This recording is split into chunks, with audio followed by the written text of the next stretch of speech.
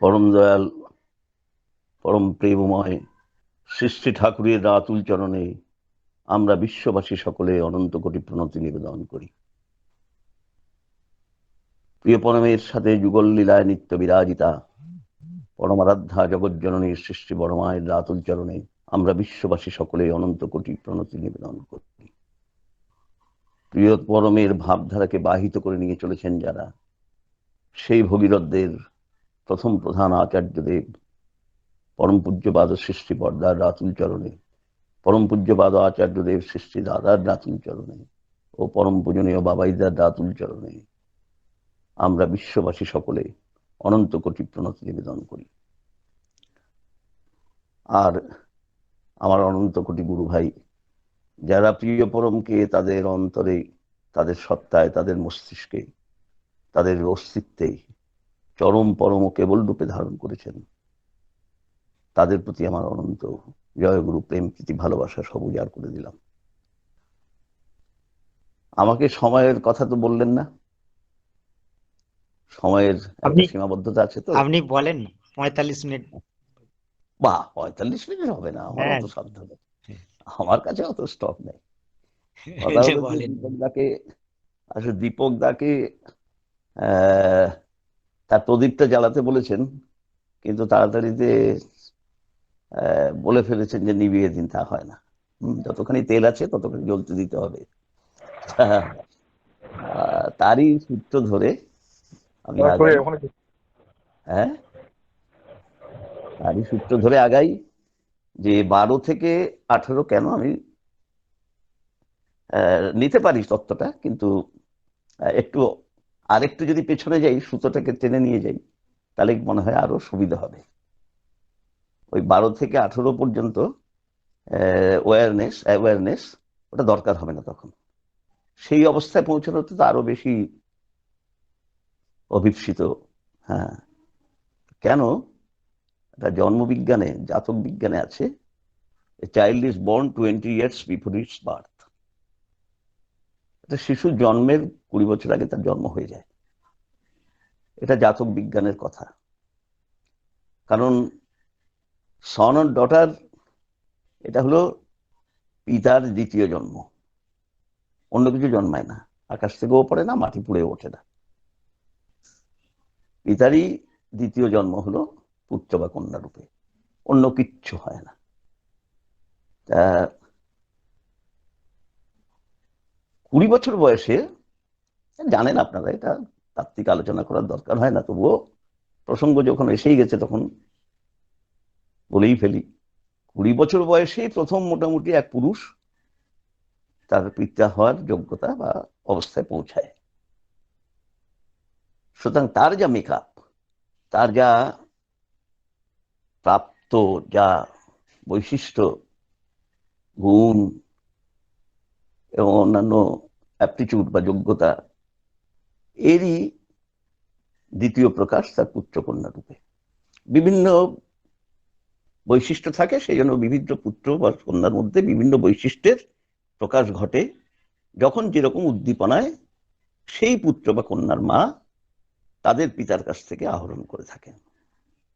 এটা জাতক বিজ্ঞানের কথা এবং জেনেটিক্সের মূল কথা।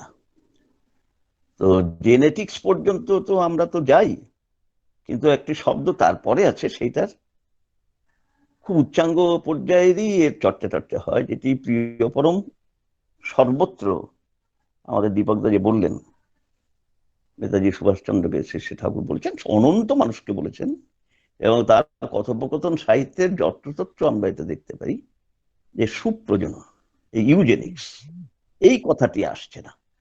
প্রজনন আসছে, প্রজনন বিজ্ঞানের বিভিন্ন রকমের তার যে অগ্রগতি বা তার সৌকর্য, উৎকর্ষতা বিভিন্ন রকমের, এবং সরকারের পক্ষ থেকেও মায়েদের যাতে জন্ম, সন্তানের জন্মের সময় যাদের কেয়ারিংটা ঠিক মতো হয়, তাদের বিভিন্নভাবে সাহায্য এগুলো করা হয়। কিন্তু একটা বাদ চলে যায়, সেটা হলো কি আসলো, সুপ্রজনন। এই প্রজননটা ঠিক হলো কিনা। তা প্রজননটা কিন্তু সেজন্য পিতার উপর নির্ভর করে এবং মাতার আহরণের উপর নির্ভর করে। তা আমরা কি করব, কোথায় যাব আমরা? আমি 6 বছরের একটি ঘটনা বলি। আর দীপকদা একটা কথা বলেছেন, দৈব ও পুরুষকার, এই দুটো নিয়ে মানুষ জন্মায়। দৈবটা হলো তার সম্ভূতি, আর পুরুষকারটা হলো তার সম্ভাব্যতা। সম্ভূতিটা তার জৈবিক সংস্কৃতিতে আসে, তার সংস্কার নিয়ে, তার যে সুপার ইনস্টিংক্ট, যেটা শুধু হেরিডিটারি ইনস্টিংক্ট নয়, সুপার ইনস্টিংক্ট যেটা, সেইটা দৈবর মধ্যে দিয়ে প্রাপ্ত হয়। দৈব বলতে আকাশ থেকে পড়া কোনো জিনিস না, দীপ্ত ভাবের সাথে যুক্ত যে ভাবগুলো, সেগুলো সে দৈব রূপে পায়। কোনো অবাঞ্ছিত তত্ত্বকে দৈব মধ্যে দিয়ে পাওয়া বলে না। সেই দৈবটা হলো সম্ভূতি, সম্যক রূপে হয়ে থাকার যে ভাব। তাহলে এটা সম্যক ব্যাপার আছে, এটা কোনো দোষযুক্ত ব্যাপার নয়। সেইটা বেড়ে ওঠে যদি স্প্রাউটিং ব্যাপার যেটা, সেটা যে গজিয়ে ওঠার ব্যাপারটা, এই গজিয়ে ওঠার ব্যাপারটা যখন ঠিক ঠিকভাবে পালিত হয়। সহজ কথায় যদি আমরা বায়োলজিতে যাই বা বোটানিতে যাই, তাহলে কি দেখি? একটি বীজ, তার মধ্যে একটি মহিরুও লুক্কায়িত আছে। এবং এর মনে হয় সব থেকে বড় প্রমাণ, একটা বট গাছের ফলের মধ্যে কত বীজ, প্রত্যেকটা বীজের মধ্যে অত বড় একটা বট গাছ লুকিয়ে থাকে। এটা তো ঘটনা। সেই বীজটি যদি তার পর্যায়ক্রমে মাটির মধ্যে ঠিক ঠিকভাবে গ্রথিত না হয়, এবং মাটি তার স্বরূপ সাংগঠনিক ব্যাপারে দিয়ে তাকে যদি স্প্রাউট না করে, এবং অনুষঙ্গগুলোকে যদি সাহায্য করে হিসেবে না নেয়, রোদ, জল এবং হাওয়া, তাহলে সেই বীজের মধ্যে যে অঙ্কুরোদ্গম শক্তি, সেইটি সংঘটিত হয় না। এবং তারপরে দেখা যায় যে তাকে যদি একটু কেয়ার দেয়া হয়, তাহলে সে ঠিক ঠিকভাবে বেড়ে ওঠে। এই কেয়ারিং এর ব্যাপারটা দীপকদা বলছিলেন, এই 12 থেকে 18। কিন্তু তার আগে যে গাছটি হলো, সেই গাছটি মানুষ বলেই কি, যদিও মানুষ সমস্ত জাতকদের মধ্যে যত ইয়ে হয়ে সৃষ্ট পদার্থ, চেতন সত্তা হিসেবে বলছে আর কি, উদ্ভিদ থেকে আরম্ভ করে একেবারে কীটাতি কীট পর্যন্ত সবার মধ্যে মানুষকে শ্রেষ্ঠ বলা হয়। তবুও তার হৃদয় বৃত্তি বা তার যে সাংগঠনিক যে তত্ত্বটা, সেটা সবসময় যে খুব মোহনীয় বা খুব সদর্থক ভাব নিয়ে সে জন্মায়, তাহলে তো পৃথিবী শান্তিতে ভরেই যেত। এইসব কথা, এইসব তত্ত্বের আলোচনারও দরকার হতো না, এইসব চলনারও কোনো প্রয়োজন হতো না। সুতরাং ওটাকে যদি প্রথম থেকে আমি পর্যায়ে না আনি, মানে বীজটা যদি একটা বিশ্ববিক্ষোপী সম্বর্ধ্য স্বয়ং ছেত্তুম অসাম্প্রতম, এইভাবে যদি বিষবৃক্ষের বীজ লাগানো হয়, তাহলে সেটা বিষবৃক্ষেরই জন্ম দেয়। সুতরাং কেয়ারিং এর আগে কি জন্মালো, সেটার উপর নির্ভর করছে অনেকখানি। সেইখানে দেখা যাচ্ছে যে আমরা যেই কথাটা বলতে গিয়ে পাশ কাটিয়ে চলে গেলে হবে না। সেটা হলো, দেশবন্ধু চিত্তরঞ্জনকে বললেন যে, তিনি বললেন আমি তো এভাবে ভাবিনি, সুভাষচন্দ্র বলেছিলেন এ কথা, আমি এভাবে ভাবিনি। হ্যাঁ, কেউ বলেননি এ কথা। তা এ তো অনেক সময় সাপেক্ষতার দরকার আছে। ঠাকুর বললেন তখন যে নারকেল যদি খেতে চান, তাহলে তার জন্য 20-22 বছর অপেক্ষা করতে হবে। তখন তাই হতো। এখন তো 10 বছর, বড় বছরেও মানে নারকেল হয়ে যায়। আর উদ্ভিদ বিজ্ঞানের অগ্রগতির জন্য এসব হচ্ছে বিভিন্ন ভাবে। তা যাই হোক, একটা নির্দিষ্ট সময়ের জন্য অপেক্ষা করতেই হবে আপনাকে। আর তা যদি না করেন, সেই অপেক্ষা করার যদি ধৈর্য আপনার না থাকে, তাহলে ওই নারকেলের বদলে কি খাচ্ছি আর না খাচ্ছি, তার আর পুষ্টিগুণের দ্বারা আমি কখনো সমৃদ্ধ হতে পারবো না।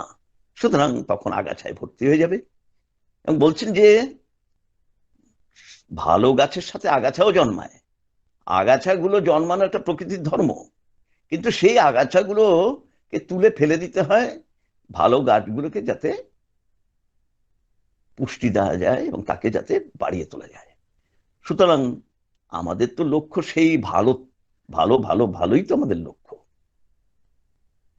সেই ভালোকে যদি আমাদের সমস্ত মানব জাতির মধ্যে বা সৃষ্টির মধ্যে ছড়িয়ে দিতে হয়, তাহলে সেই ভালোর সাথে যুক্ত হতে হবে। সেই ভালো বা উত্তম বা যিনি সত্তা পোষণী আচরণের দ্বারা যুক্ত নিত্য, এবং সেটি একটা প্রকৃত সমবায় সম্বন্ধে যুক্ত, সংযোগ সম্বন্ধে নয়, সমবায় সম্বন্ধে, তখনই দেখা যায় যে সেই ভালোটা নিয়ে আসছে। তাহলে অষ্টম গর্ভের সন্তান ভালো হচ্ছেন, ওই রকম বিশ্বজয়ী হচ্ছেন, এরা তো সব বেশিরভাগই তো শ্রীকৃষ্ণ থেকে আরম্ভ করে তারপরে সুভাষচন্দ্র, তারপরে রবীন্দ্রনাথ, এই সবই তো অষ্টম গর্ভের সন্তান। তাহলে প্রথম দ্বিতীয় তৃতীয় করে শেষ করে দিয়ে আমি জনসংখ্যাকে সীমিত করা বা নিয়ন্ত্রণ করার চেষ্টা করছি, আর রবীন্দ্রনাথকে হারাচ্ছি। সেই পর্যায়ে আমরা হারাবো অনেক কিছু। হারানোর জন্য আমাদের কোনো মাথা ব্যথা নেই। আমরা কি যাচ্ছি প্রগতির নামে, আমরা অ্যাপ্লাইড সায়েন্সকে বাহন করে দৌড়াচ্ছি, অন্ধের মতো চোখ বেঁধে দৌড়াচ্ছি দৌড়াচ্ছি দৌড়াচ্ছি। কেন দৌড়াচ্ছি? কেন? কিসের জন্য? এই করে অজান্তে প্রতিযোগিতার মধ্যে ঢুকিয়ে দিচ্ছেন আমার জন্মদাতা পিতামাতা। তোমাকে ফার্স্ট হতে হবে, ফার্স্ট হতে হবে, ফার্স্ট হতে হবে। বাকিদের তো সবাইকে তাদের বাবা মা বলছে ফার্স্ট হতে হবে, ফার্স্ট হতে হবে।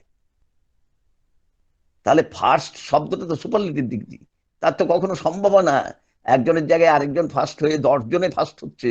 কিন্তু ঠাকুর বললেন এসে যে তুমি ফার্স্ট হও, অন্য যাতে ফার্স্ট হয় সেই চেষ্টাও তুমি করো।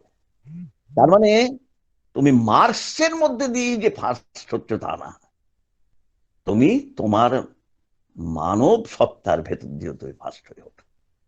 তোমার মানব সত্তার বিকাশের চরম অবস্থান যেটা, সেইটির মধ্যে দিয়ে তুমি ফার্স্ট হয়ে ওঠো এবং অন্যকেও তুলে ধরো সেভাবে।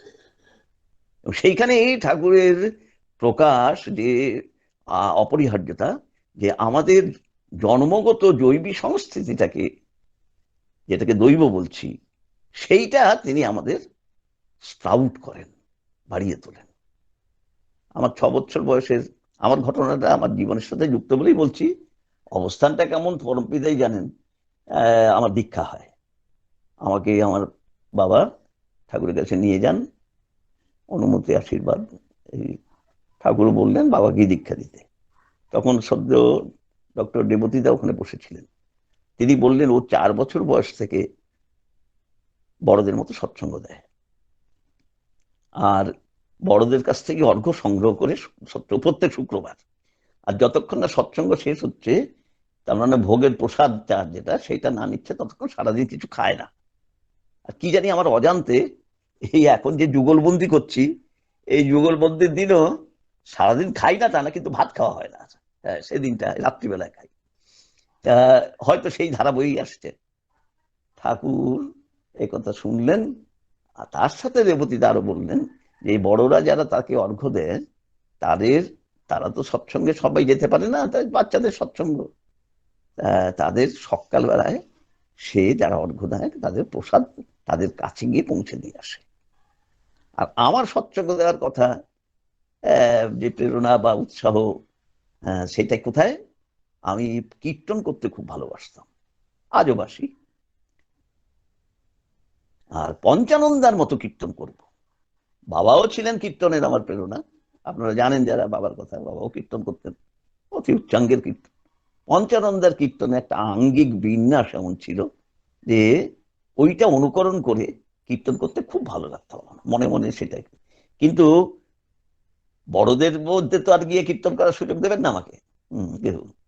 আমি তার দেওয়া বুদ্ধিকে অবলম্বন করে এই করলাম যে বন্ধু বান্ধব 10-12 জন নিয়ে আমি সৎসঙ্গ করব বিকেলের দিকে, এবং তারা আসবে, আমি প্রার্থনাটা কোনো রকম করেই কীর্তন শুরু করে দেবো, নাচবো, খুব নাচবো।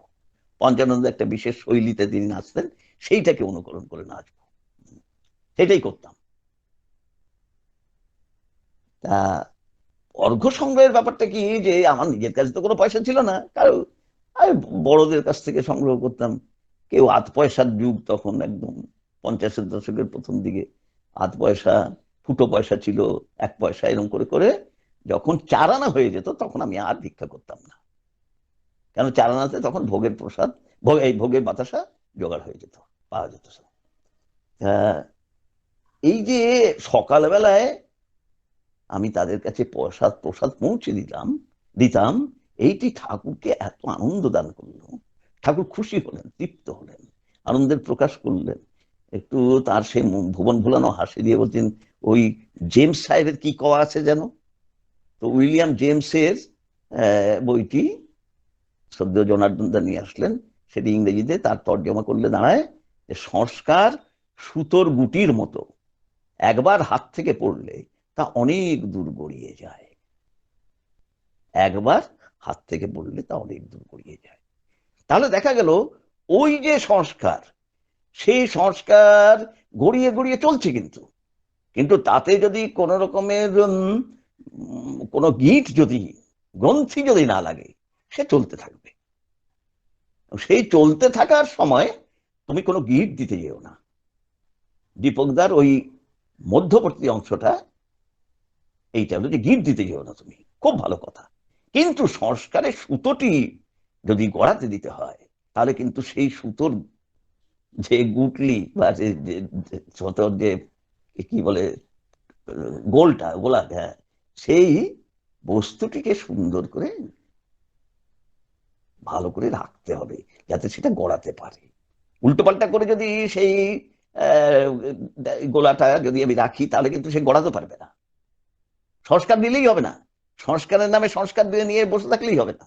সেইটা এমন সুন্দরভাবে, সুবিন্যস্ত ভাবে, একটার সাথে আরেকটা, মানে একটা যে আবর্তন, একটা ঘোরানো, একটা ঘোরানোর সাথে আরেকটা ঘোরানো, এমন নিখুঁত ভাবে, আপনারা বুঝতে পারছেন আমার কথার অর্থ হয়তো, যে সুন্দর করে রাখতে হবে। মায়েরা যেরকম সুন্দর করে রাখেন, অনেকে আবার তাড়াহুড়োতে একটুখানি এদিক ওদিক করে ফেলেন, আমাদের সুতো পৈতের সুতোর ইয়ের মতো। ঠাকুর বলতেন যে গির যতক্ষণ না ছাড়ে তার খাওয়াই হতো না, খেতেই বসতেন না। তো সেই জট পাকানো যেটা বলছে, সেরকম ভাবে হলে হবে না। সেটাও ঠাকুর আমাদের শেখার জন্য সেই উদাহরণের কথা বলেছেন। এই সংস্কারের সুতো গুটিটা আমাদের সুন্দরভাবে ধরে রাখতে হবে, এবং তখনই প্রকৃত অর্থে আজকে যে কথাগুলো প্রাচীন ভারতবর্ষের একটা আধ্যাত্মিক বিজ্ঞানের, যে বিজ্ঞান সব বিজ্ঞানের পরাকাষ্ঠা, সেইখানে আমাদের পৌঁছে দিয়েছিল। এবং আজও আমরা ভারতবর্ষের ছবিটা বহির্বিশ্বে যে পরিচয়ে তা আমি তুলে ধরি, সেটি কিন্তু সেই তখনকার আর্য ধারার, আর্য কৃষ্টির বিজ্ঞান। এবং আর্য শব্দটির অর্থই হলো প্রগতিবাদী। প্রগতিবাদীকেই আর্য বলা হয়, প্রগ্রেসিভ। আজকে আমরা প্রতিযোগিতার কথা বলছিলাম, বাঁধিয়ে দিয়েছি আমার গার্জিয়ানরা, যে দৌড় দৌড় দৌড় দৌড় দৌড়, কেন দৌড়চ্ছি কোনো কৈফিয়ত নাই। এবং দৌড়তে দৌড়তে অন্ধের মতো আমরা গিয়ে দেয়ালে ধাক্কা খাচ্ছি, পড়ছি, আঘাত পাচ্ছি, চূর্ণ হাড় ভাঙছে, শরীর নষ্ট হচ্ছে, আবার কোন রকমের সেই জৈবিক সংস্কৃতির যে দৌলতে আবার উঠে দাঁড়াচ্ছি, আবার দৌড়চ্ছি, আবার দৌড়চ্ছি। আর ঠাকুর কি বললেন পরাবিজ্ঞানের কথা, ঠাকুরের জীবন বিজ্ঞানে, যে বিজ্ঞানে মানুষের জীবন তৈরি হয়, মানুষের জীবন সুন্দর হয়, মোহনীয় হয়, মধুর হয়, অন্যের গ্রহণযোগ্য হয়, তিনি বললেন প্রতিযোগিতায় ইতর অহং মাথা তুলেই রয়, প্রতি পূরণে আত্মপ্রসাদ চিত্ত প্রসার হয়। তাহলে প্রতিযোগিতা চলবে না। আবার সুস্থ অসুস্থ প্রতিযোগিতা এসব বলা হয়। প্রতিযোগিতা জিনিসটাই নাই প্রকৃতির মধ্যে। প্রকৃতির মধ্যে আমরা কি দেখি? পূজনীয় কাজলদাকে বললেন ফিজিক্সটা খুব ভালো করে পড়ে রাখতে হয়, কেননা ওর মধ্যে কেমিস্ট্রি ইনহেরেন্ট আছে। আচমকা শুনলে মনে হয় যে ফিজিক্স একটা ফিল্ড, কেমিস্ট্রি একটা ফিল্ড। হ্যাঁ, সায়েন্সের বিভিন্ন ফিল্ড আছে, কিন্তু যদি একটু ইনটুইশন দিয়ে দেখি, তাহলে দেখা যায় যে প্রত্যেকটা বিজ্ঞানের সাথে ওতপ্রোত যুক্ত। ঠাকুর এটাকে তপোবন বিদ্যালয়ের শিক্ষকের মধ্যে দিয়ে এটা মেটেরিয়ালাইজ করার কথা বা তিনি করতেন তখন। সেটা হলো এক শিক্ষক এই কোদালে বা ওই ধরনের কিছু মাটি কোপানোর খুরপি হোক বা যাই হোক নিয়ে সে কয়েকজন ছাত্রকে নিয়ে মাঠে গেলেন, হাতে একটা টোপলায় কিছু আছে, তিনি পারো ছাত্রদের মধ্যেই। এবং তারপরে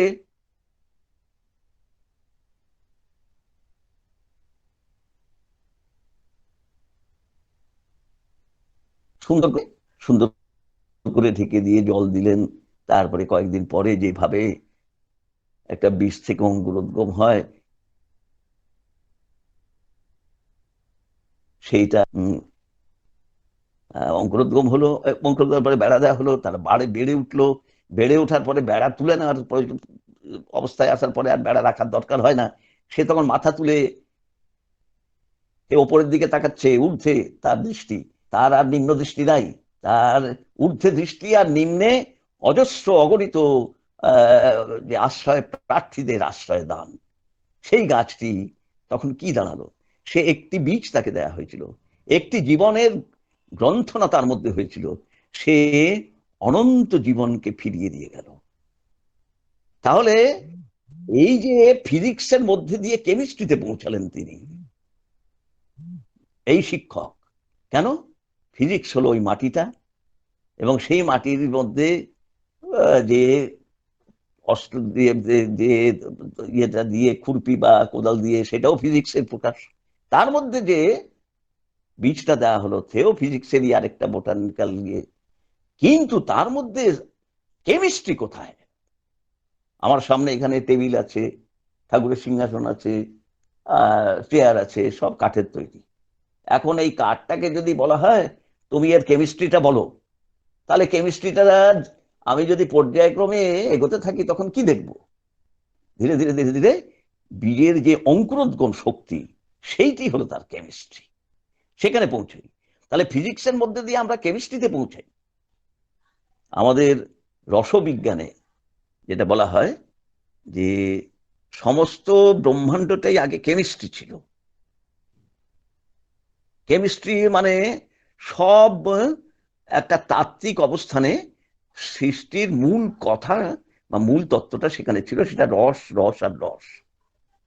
আর আমরা পৃথিবীর মধ্যেও দেখতে পাই, যেখানে প্রাণের প্রকাশ আমরা দেখতে পাই, সেই প্রাণের প্রকাশটার জন্য বিভিন্ন পর্যায়ে কত হাজার কোটি বছর ধরে অনেক রকমের প্ল্যানিং করতে করতে করতে করতে এই প্ল্যান্ড ইউনিট, সেটাকে প্ল্যানেট বলে, প্ল্যান্ড ইউনিটকেই বলে প্ল্যানেট, এর মধ্যে জলটাকে আনা হলো এবং সেই জলের মধ্যে জীবনটা আসলো। তাহলে দেখা গেল জীবনের প্রকাশের জন্য, বিকাশের জন্য তার জলের বা রসের দরকার হয়, তখনই জীবনের প্রকাশ হয়, বৈচিত্র্যে প্রকাশ হয়। এক কোষীর থেকে অনন্ত কোষী মানুষ তৈরি হয়। সেই রকম সৃষ্টির মূল কথাটাই তো সেইটা, যে প্রথমে জীবনটা প্রকাশিত ছিল না, স্প্রাউটিং এজেন্টটা তখন অ্যাক্টিভ ছিল না। তো পরমপিতা বলে আমরা বলি সেই সমস্ত রসকে যিনি ধারণ করে আছেন, বা রসস্বরূপ যিনি, রস বৈশাহ বলা হয়, তিনি, তার ভেতরে একটা ইচ্ছা হলো, এক পিতা, তার ভেতরে ইচ্ছা হলো যে আমি কেমন এটি দেখা। তা আমাদের পার্থিব জীবনে যদি এক পিতার মধ্যে এই ইচ্ছা হয় যে আমি কেমন সেটা দেখব, তিনি কি করেন? তিনি বিবাহ করেন, আমাদের মায়েদের মধ্যে দিয়ে তাকে তিনি প্রকাশ করেন। এক পিতার থেকেই পুত্র কন্যা দুই তৈরি হয়, তাই তো? সেরকম পরম পিতার ইচ্ছা হলো আমি কেমন এটা দেখব, আমার রসটার স্বাদ কেমন আমি দেখব, আমার কেমিস্ট্রিটা কেমন আমি দেখব। তখন তিনি নিজে ভেতর থেকেই স্ত্রী এবং পুরুষ, পজিটিভ এবং নেগেটিভ, আকুঞ্চন এবং প্রসারণ, এবং যেটা আমরা রিজি এবং রিচি বলে থাকি, অ্যাট্রাকশন এবং রিপালশন, এই পর্যায়ে নিজেকে সক্রিয় করে তুললেন। এই সক্রিয়তা কিন্তু পার্থিব জগতে যে বিভিন্ন সৃষ্টির মধ্যে আমরা সক্রিয়তা দেখি, এবং তখন সৃষ্টির যে রসস্বরূপের মধ্যে একটা দোলায়মানতা, আকুঞ্চন প্রসারণের চলতে লাগলো। সেইটি ধীরে ধীরে ধীরে ধীরে কি হলো, সেই পুরুষ তত্ত্বটি নারী তত্ত্বের মধ্যে অনুপ্রবিষ্ট হয়ে সে তাকে প্রকাশ করলেন। তিনি প্রকাশ করে কি দাঁড়ালো? ম্যাটার তৈরি হলো, স্থূল শরীর তৈরি হলো। যেটা সূক্ষ্ম বা রসস শরীর ছিল সেটা স্থূল শরীর তৈরি হলো, এবং স্থূল শরীরটা তৈরি করার জন্য ম্যাটারটাকে আমরা কাজে লাগালাম। কিন্তু আসলে ঠাকুর বলছেন এটা ম্যাটার না, এটা মাদার। সেই জন্য ঠাকুরের কাছে মেটেরিয়াল ওয়ার্ল্ড নেই, ঠাকুরের কাছে আছে মাদারিয়াল ওয়ার্ল্ড, মাতৃক জগৎ। জীবনের সৌন্দর্য, সার্থকতা এবং তার সমস্ত প্রকাশ যদি ভরপুর করে আমরা দেখতে চাই পবিত্রতার সাথে সম্পূর্ণরূপে, তাহলে আমার সমস্ত জগৎকে মাতৃক জগৎ হিসেবে দেখতে হবে। প্রিয় পরম, আজকে আমাদের সামনে সেই জীবনটা। আমি যা করি তা করতে যাও না, আমি যা বলি সেটা এক অর্থে একটা অংশে, কিন্তু আমি যা করি সেটাও তুমি অনুসরণ করো। তোমরা সবাই, আমার ইচ্ছা তোমরা সবাই এক একটা ছোট্ট ছোট্ট ঠাকুর হয়ে ওঠো। তার মানে ঠাকুর হওয়ার জন্য যে যে আচরণ, অনুকরণ নয়, অনুকরণের আচরণ ঠাকুর বলছেন না, বলছেন অনুসরণের আচরণ। একটা মানুষ যদি বিধ্বস্ত হয়ে কোনোভাবে, তার নিজের চলনাদোষে হোক বা অন্যের দ্বারা তা সংঘটিত হয়েই থাকুক না কেন, সে যখন এই অবস্থায় পড়ে, বিপর্যস্ত অবস্থায়, তখন সে কি চায়? সে আশ্রয় চায়, সে সহানুভূতি চায়। ঠাকুর এই জিনিসটা দিয়ে গেছেন সবাইকে, একটারও ব্যতিক্রম হয়েছে এক ক্ষেত্র? সেই জন্য ঠাকুর ঠাকুর, যিনি সব অবস্থায় যা আচরণীয় তা ঠিক, একবারই ঠিক করেন। তার এই ঠিকটা কখনো ভুল করে করে করে করে ঠিক হয় না। তো সেই এতে দেখা যাচ্ছে যে তিনি যে মানবীয় আচরণটা করেছেন, মানুষের ভগবান, আমরা অন্য কোনো ভগবানের কোনো আমাদের কিদেই নাই কিচ্ছু। আমার ঘরের ভগবান, আমার ঘরের আমার বাবার ভূমিকার যে তারই সম্পূর্ণ মোহনীয়, সুন্দর এবং পবিত্র পূর্ণ রূপে আমি দেখতে চাই, দেখতে পাই আমরা ঠাকুরকে। প্রত্যেকটা ঘরে ঢুকেছেন কি করে তিনি? আমাদের কি কোনো বার্ষিক অনুষ্ঠানে ঠাকুর? আমাদের কি কোনো দিনের মধ্যে একবারের জন্য ঠাকুর? আমাদের কি কোনো উৎসবের মধ্যে ঠাকুর? আমাদের বিপত্তির মধ্যে ঠাকুর? আমাদের সম্পত্তির মধ্যে, আমাদের শুভের মধ্যে, মঙ্গলের মধ্যে, আনন্দের মধ্যে, দুঃখের মধ্যে, কাতরতার মধ্যে, বিষাদের মধ্যে, সব অবস্থায় ঠাকুর, ঠাকুর আর ঠাকুর।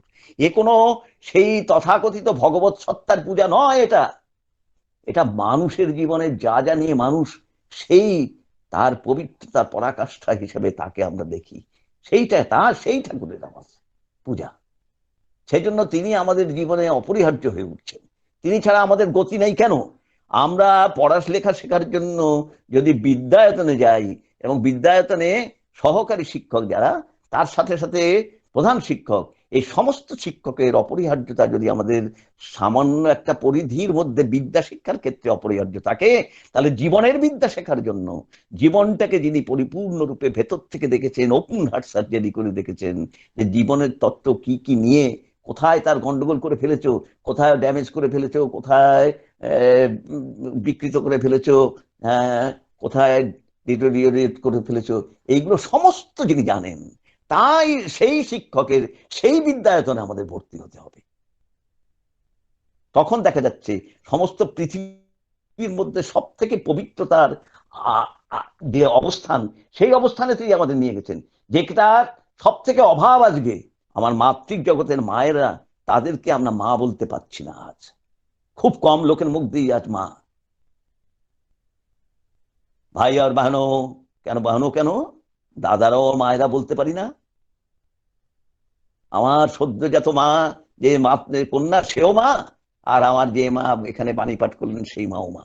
এই মাতৃক জগতের পরিচয় আমরা ঠাকুরের কাছ থেকে পাই, যখন দেখি তিনি মানব লীলায় তার মাকে কেমন ভাবে কেন্দ্র করে সমস্ত জীবনকে আবর্তিত করেছেন তিনি। তাহলে আমাদের জীবনের মেটেরিয়ালিস্টিক ওয়ার্ল্ডে আমাদের যে ম্যাটার, সেই ম্যাটারের মধ্যে যে ম্যাথমেটিক্স আছে, সেটা আমাদের বুঝতে হবে। একজন প্রফেসর এলেন ম্যাথমেটিক্সের, হুগলি মহসিন কলেজের, তাকে নিয়ে এলেন ডক্টর বৈদ্যনাথ শীল। এই ঘটনাটা আপনারা জানেন, তবু আজকে প্রসঙ্গক্রমে এসে যাচ্ছে। তিনি বলতেন, বৈদ্যনাথ শীল, ডাক্তার বৈদ্যনাথ শীল বাংলার বিরদ্ধ পণ্ডিত ছিলেন। তিনি ওই কলিগদের ঠাকুরের কথা বলতেন, এবং তার মধ্যে সবাই তো কনভিন্সড হন না, বিভিন্ন ব্যক্তি বৈশিষ্ট্যের ইয়েতে তিনি সেইভাবে সাড়া দেন। এই ম্যাথমেটিক্সের প্রফেসর তিনি একটু বেশি সাড়া দিয়েছেন, তার পজিটিভ রেসপন্সটা অনেকখানি, কিন্তু মজাও করতেন, রসিকও ছিলেন। তা পঞ্চানন্দা গিয়ে বলতেন, বৈদ্যনাথ বলতেন ঠাকুরের কাছে সবকিছুর উত্তর আছে, আপনি যা প্রশ্ন করবেন, যা প্রশ্ন করবেন তার উত্তর। বলে সে কি, সেটা আবার কিরম করে কথা? তিনি এন্ট্রান্স পরীক্ষায় অ্যাপিয়ার পর্যন্ত হননি, আর তিনি এই ম্যাথমেটিক্স এর, আমরা তো একটুখানি যেটুকু শিখেছি, মানে তিনি ডক্টরেট, তার আন্ডারে অনেক প্রডিউসড হয়েছেন অনেক ডক্টরেট। হ্যাঁ, ইয়ে, তো এই সব কথা তিনি বলতে পারবেন? এর দিকে যদি প্রশ্ন আমরা জানতে চাই কিছু উত্তর, বলে হ্যাঁ আমার জানা আছে, ঠাকুর সমস্ত প্রশ্নের উত্তর বলে দেবেন আপনাকে। ঠিক ম্যাজিকের দ্বারা আমার কিন্তু সন্তুষ্টি দরকার আছে। হ্যাঁ নিশ্চয়ই, সন্তুষ্টি না হলে আমার উত্তর হয় নাকি কখনো? তারপরে তো তিনি একদিন কথা ইয়ে করতে করতে করতে এলেন বৈদ্যনাথদের সাথে, এসে এই কথা সেই কথা বৈদ্যনাথ পরিচয় করিয়ে দেওয়ার পরে ঠাকুর তো সেই যে তার মোহন ভঙ্গিতে সমস্ত পৃথিবীর যে সমস্ত স্বীকৃতি যেন তার কাছে অপেক্ষা করে আছে, তিনি স্বীকৃতি দিলেই যেন সবার স্বীকৃতিটা সার্থক হয়। তিনি মানি লোককে মান দান করেন, অমানি না মানও দেন, নিজে মানি নন কিন্তু তিনি মান দান করেন মানি লোককে। সেই রকম সমাজে দেশে যারা প্রতিষ্ঠিত তাদেরকে দেখে ঠাকুর প্রায় যখন তার শরীর একেবারে ইয়ে হয়ে যাচ্ছে স্থবিরের মতো, দুই দিক দিয়ে ভালো করে না ধরলে তিনি পড়ে যান, সেই অবস্থাও ঠাকুর খাট থেকে নেমে দাঁড়াতেন। আছে নাকি পৃথিবীতে কোনো গুরু এরকম? আমি তুলনা করতে চাই না তাকে, আমি তার ব্যবহার ব্যবহার ব্যবহার তাকে দেখতে চাই। তারপরে সেই অতিথি অভ্যাগত আসার পরে তার নির্দিষ্ট আসনে তার বসতেন। এমনই আমাদের দেশে সমাজের নেতারা, তাদের যে বোধোদয় কেমন ভাবে হয়ে আছে কে জানে, ওই প্রায় অশীতি বয়স্ক বৃদ্ধ মানুষটি বসার আগেই এই অভ্যাগত তিনি বসে পড়তেন, তার ওই বেঞ্চ দেওয়া হতো, তখন হাত জোড় করে বলতেন ঠাকুর এবার আমি বসি। হয়তো লজ্জা পেয়ে যেতেন তারা, যে এতখানি বাস্তবহীন নেতা, এতখানি দেশের মধ্যে প্রতিষ্ঠিত, যে একজন বৃদ্ধ ব্রাহ্মণ, তার কোটি কোটি শিষ্য আছে, তিনি বয়স্ক এরকম, তিনি বসার আগে আমি বসে গেছি। এই চেতনা আমাদের ফিরিয়ে এনেছেন, তিনি প্রেমপুষ্ট চিরচেতন। এই ব্যবহারের প্রেক্ষিতে আমরা তার কাছে আসি, এই ব্যবহার শিখতে হয়। তাহলে মানুষের যে মানব সত্তা, সেইটি তার যে মূল যে জৈবিক সংস্কৃতি, তার সবটা নিয়ে বিকশিত হয়ে ওঠে। তিনি এইরকম ভাবে সেই ম্যাথমেটিক্স এর প্রফেসরকে খুব ওয়ার্ম রিসেপশন দিলেন। তারপরে এই কথা সে কথার পরে ওরা তো ভেতরে সেই কত খিদে বা সেই চালাকি, সেই বুদ্ধি, দুর্বুদ্ধি বলছি না, সেই প্রশ্ন তিনি অনেকক্ষণ জপতে জপতেই এসছেন অনেকদিন। ঠাকুর ম্যাথমেটিক্স শব্দের অর্থ কি? ঠাকুর বললেন, কিন্তু তিনি এরকম করে বলেননি, তিনি বলছেন ঠাকুর ম্যাথমেটিক্স শব্দের অর্থ কি, একটু কেটে কেটে বলেছেন যে ঠাকুর তো এন্ট্রান্সে অ্যাপিয়ার হননি, তাহলে ম্যাথমেটিক্স কথাটা হয়তো অতখানি যদি নাও ধরতে পারেন, এরকম একটা অনুমানে। পরবর্তীতে তিনি স্বীকার করেছেন এটা, সেই জন্যই বলতে পারছি আমি।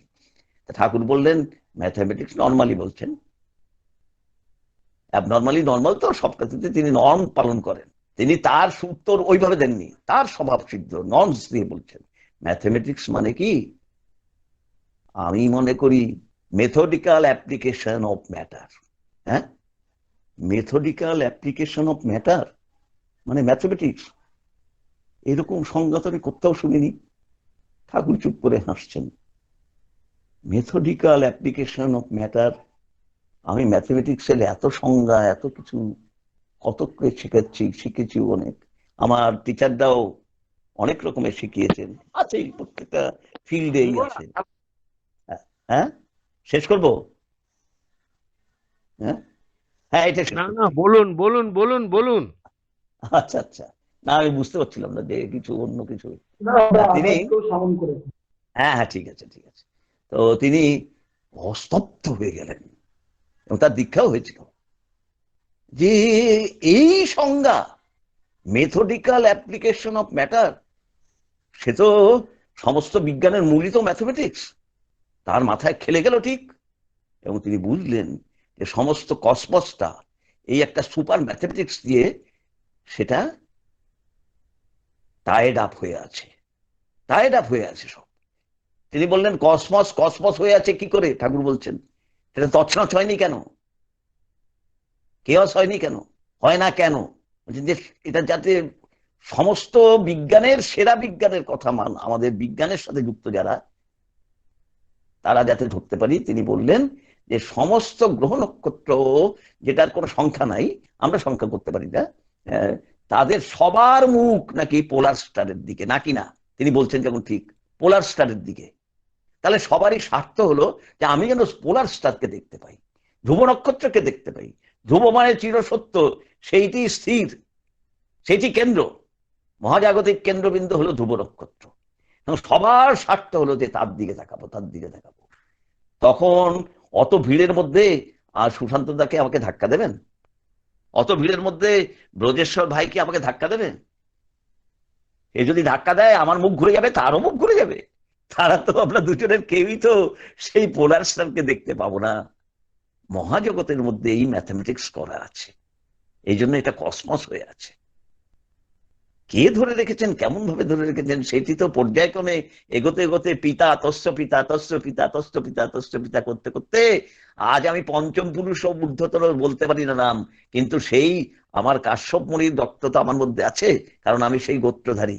আপনারা যারা যারা এই গোত্রধারী, সেই মুনি সেই ঋষির রক্ত আপনারা প্রবাহিত হয়ে আসছে আপনাদের মধ্যে। এটা তো বিজ্ঞানের বেশি গুড়ো ইয়ের মধ্যে যার দরকার নেই, এটা তো ঘটনা। ভারতবর্ষ বা এশিয়া মহাদেশের, বিশেষ করে ভারতবর্ষে, অখণ্ড ভারতবর্ষের সমস্ত ডিএনএ এক সববার। কারণ এই ভূমিতে যা যা ইয়ে সব ওই সেই একান থেকে কে কনভার্টেড হয়েছে, কে ইয়ে হয়েছে হয়েছে, সেটা ডিএনএ কে পাল্টাতে পারে না কখনো। সুতরাং আমার পিতা তার পিতা করতে করতে আমরা এমন একজন পিতার কাছে পৌঁছে যাই যেখানে আমার পিতা যদি আমার ঘরকে সুন্দর সংহত এবং বিন্যস্ত করে রাখতে পারেন, অনুশাসনের যুক্ত রাখতে পারেন, তার মায়া মমতা স্নেহ শাসন পোষণ সবকিছু দিয়ে, তাহলে এই সমস্ত ব্রহ্মাণ্ডেরও একজন পিতা অবশ্যই আছে। লজিক যদি মানতে চাও, তাহলে এই লজিকের মধ্যে দিয়ে এই ম্যাজিকে পৌঁছাতেই হবে তোমাকে। তা নাহলে কিন্তু লজিক তোমার ব্যর্থ হয়ে মুখ ঘুরিয়ে চলে আসবে, দেউলিয়া হয়ে ফিরে আসবে। কিন্তু ওই লজিকে তোমার কোনো কাজ নেই।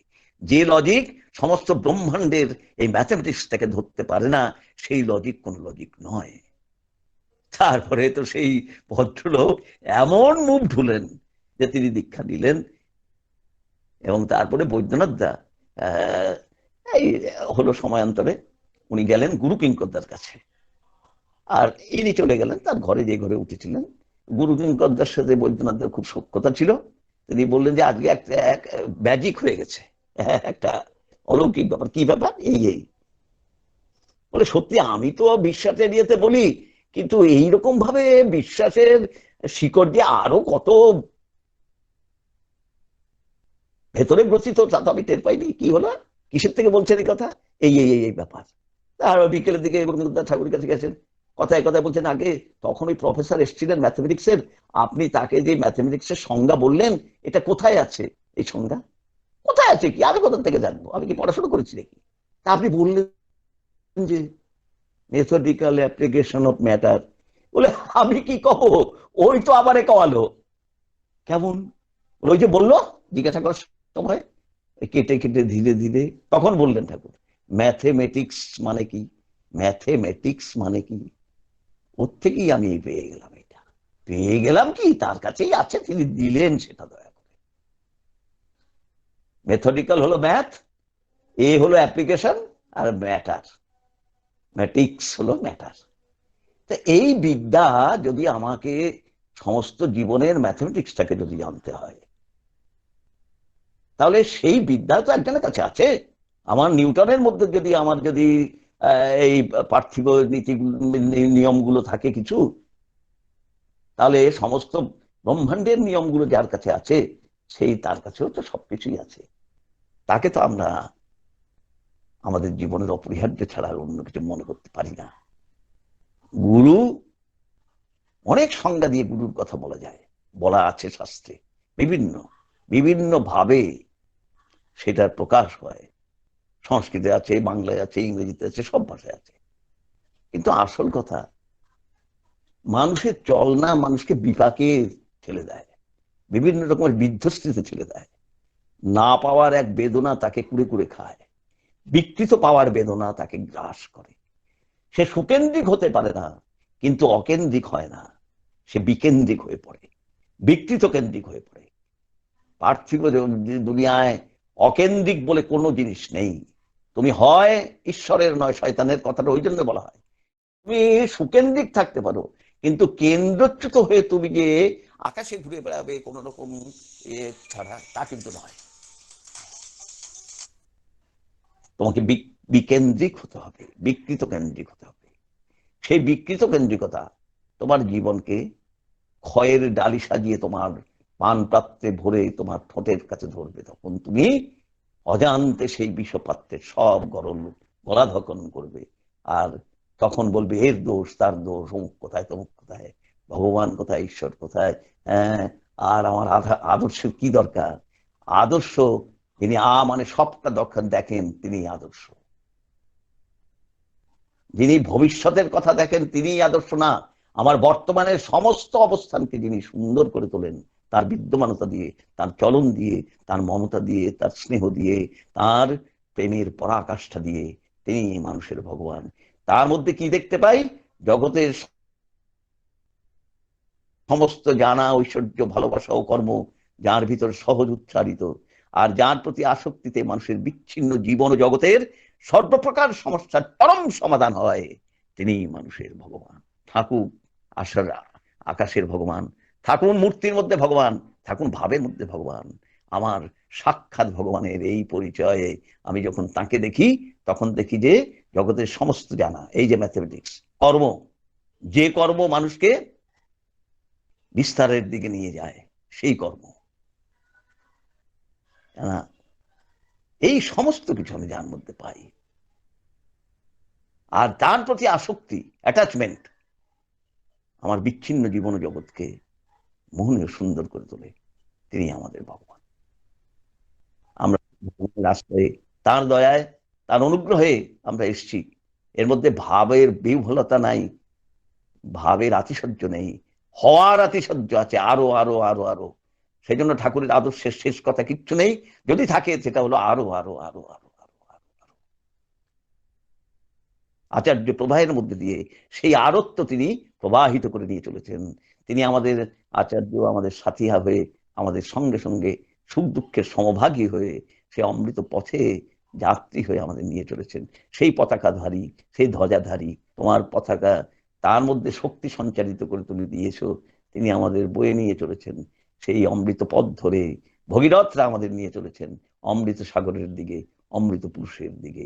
এক বিশ্ব রাষ্ট্র, এক পরম পিতা রাজ সিংহাসনে বসবেন, এবং বিশ্ব ভ্রাতৃত্বের প্রকৃত অবস্থানে আমরা সবাইকে ভাই এবং মা বলে আমরা আমাদের পরিবারের একটি ঐক্যসূত্রে বন্ধনে আমরা বেঁধে তুলছি, আরো তুলবো, আরো তুলবো, আরো তুলবো। পরম পিতার রাতুল চরণে আমরা সবার জন্য সবাই এই মঙ্গল প্রার্থনা করি। জয় গুরু। জয় গুরু। জয়।